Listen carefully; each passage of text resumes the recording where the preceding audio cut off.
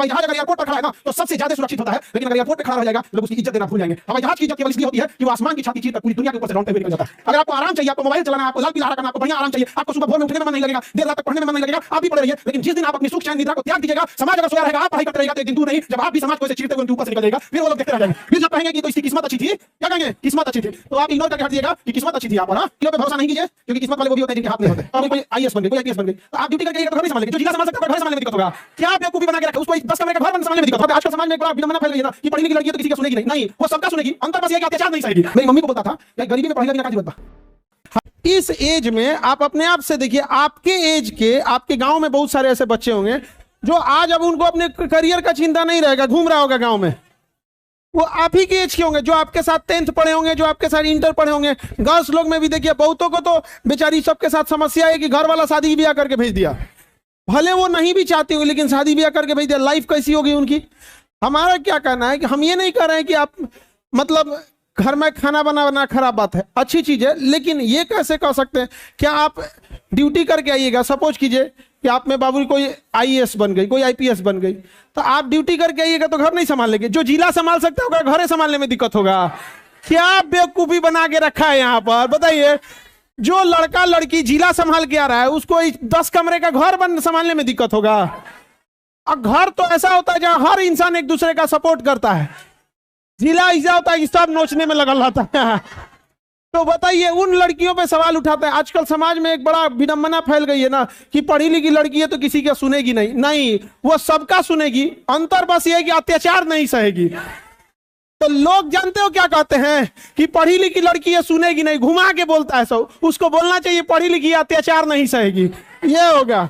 तो बोलना आप लड़की लोग, समझ में आ रहा है? जवाब देना सीखो, समझ में आ गया?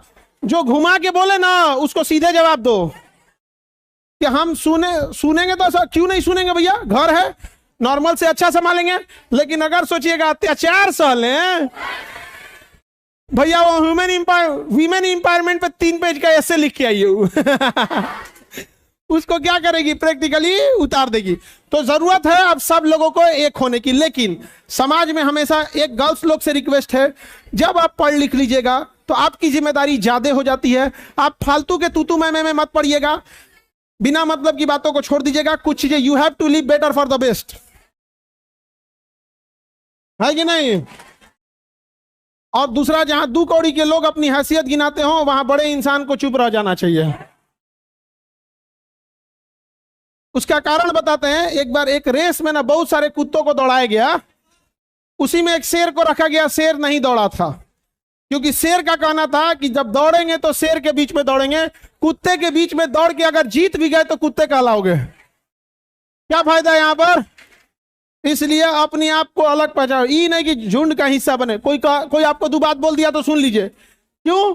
इसलिए कहिएगा अपने आप से कि अपने आप को उतना ऊपर ले जाएंगे कि 2 बात कहने लायक रहबे नहीं करेगा। पहले इसको बाहर बैठाएगा सब जो आज आपकी लड़की लोगों को या लड़के लोगों को, जो लोग आज ये कहते होंगे क्या कल आप अधिकारी बन जाएगा तो बोल पाएंगे?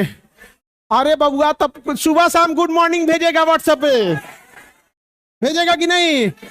आज लड़का सबको, हम लोग भी जब पढ़ते थे ना तो कहता था लोग वेल्डिंग सिखा दो, विदेश चल जाएगा कमाने, 13,000 नौकरी, 13,000 सैलरी है। उस समय 13,000 आज से 20 साल पहले, 25 साल पहले 13,000 बहुत होता था। 13,000 मतलब आपका 50,000 आज का। तो 13,000 हमको वेल्डिंग सिखाइयो दिया सब। हम खूब बढ़िया वेल्डिंग मारते हैं पटना में कई हॉल है जिसमें एक सबसे ऊंचाई पे बना हुआ हॉल है, 5वां फ्लोर, हॉल नंबर 1। उसका आधा बेंच हम ही बनाए हुए हैं। लेकिन चूंकि पढ़ाना भी रहता है तो कितना काम करेगा आदमी, लेकिन सब नहीं ना कर सकते हैं यहाँ पे। अब आप ही लोग गर्ल्स लोग बताइए, अभी खुद से खाना बनाती हैं। बॉय लोग भी जो लॉज में रहते होंगे खुद से खाना बनाते होंगे। कल को रिजल्ट हो जाएगा तो आपको टाइम नहीं मिलेगा, इसलिए कहेंगे भैया इंपॉर्टेंट काम है, ये कोई और खाना बना सकता है, एक कुक रख लीजिएगा। लेकिन आता तो रहेगा ना। वैसे हमको भी आता था, लेकिन फिर यही हो गया कि लेकिन फुल टू ताना मारा था सब। मेरी मम्मी को बोलता था कि गरीबी में पढ़ैला बिना का जरूरत बा। मेरी मम्मी सह गई थी। समझ में आ गया कि नहीं आ गया? आज मम्मी कुछ बोल देती है ना, मेरे लिए मम्मी की बातें संविधान का अनुच्छेद 20 और 21 है। तो उसमें कोई संशोधन नहीं हो सकता है, एकदम वो मानना है तो मतलब मानना। तो आप लोगों से भी यही कहेंगे कि अपने आप को ज्यादा दिन के नहीं, 1-1.5 साल के लिए झोंक दीजिए, अपने आप को झोंक दीजिए। देखिए जब अंतरिक्ष में कोई रॉकेट जाता है ना, तो रॉकेट केवल उसको भारत पृथ्वी का गुरुत्वीय क्षेत्र को पार कराता है। जब वो अंतरिक्ष में चला जाता है ना, शून्य ग्रेविटी में जब चला जाता है, तो जीवन भर वो चक्कर लगाता है। वैसे ही बस आपको अपने बूस्टर की जरूरत है। एक बार ये बेरोजगारी के गुरुत्वीय क्षेत्र से बाहर हो जाइए, पूरा जीवन चक्कर लगाइएगा यहां पर। और बाकी जो आपको उंगलियां उठाते थे वो इसे देखते रहेंगे, यार बहुत दूर चला गया। समझ में आ गया कि नहीं आ गया? यहां पर किसी के ताने से बचने के बजाय इतनी बुलंदी पे चल जाइए कि कहोगे बाबू आसमान पे थूकोगे तो खुद पड़ेगा तुम्हारे ऊपर। और यहां तो लोग सबको बोलते हैं, जो सीता मैया को अग्नि पे बैठा दिया तो हम और आप कौन डेक्ची के मसाला है हो? लड़की लोग और लड़का लोग, आपका 1 नंबर से अगर कम होगा ना, तो सबसे पहला ताना आपका रिश्तेदार मारेगा कि पढ़ता थोड़े था, पढ़ती थोड़े थी, है कि नहीं? यहाँ पे अरे बाबू, ये हम लोग ऐसी सोसाइटी में रहते हैं कि अगर आप 6 बजे घर पे चली गई कोई लड़की तो अच्छी, ऑफिस में अगर वर्कलोड ज्यादा है 9 बजे गई तो खराब।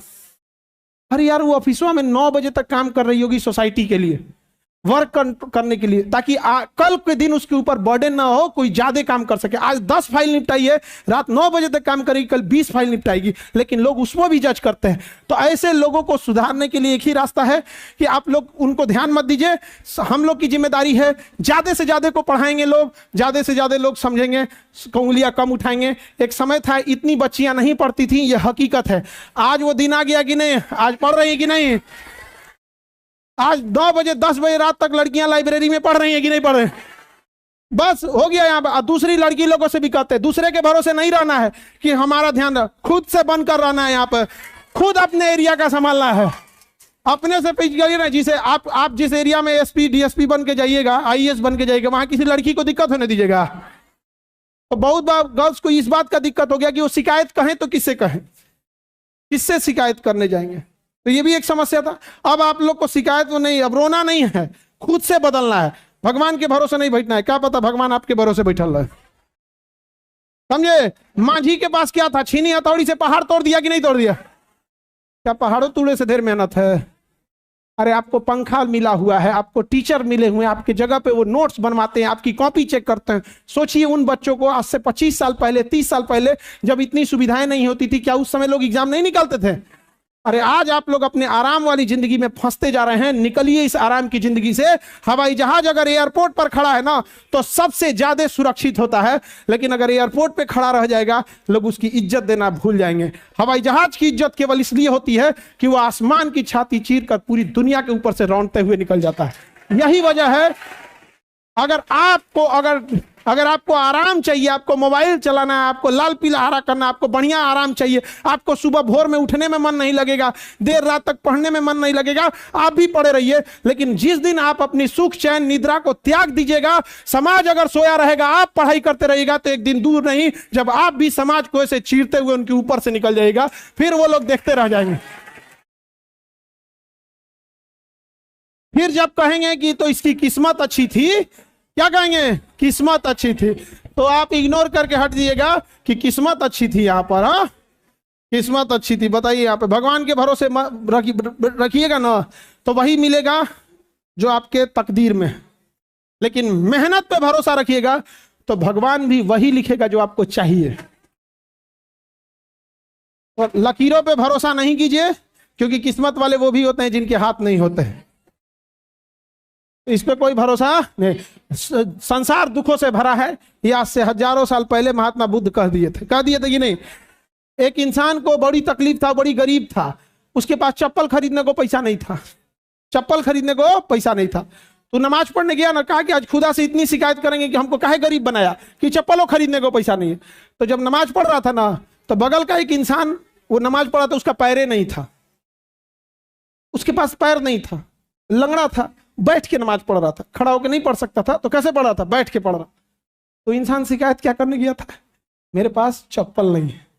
तो वहां देखा ना कि मेरे पास पैर ही नहीं, उसके पास पैर ही नहीं था, चुपचाप लौट गया। तो याद रखिएगा, जिस जीवन से आपको शिकायत है ना, जिस जीवन से आप उब चुके हैं वो जीवन पाना भी किसी का सपना है।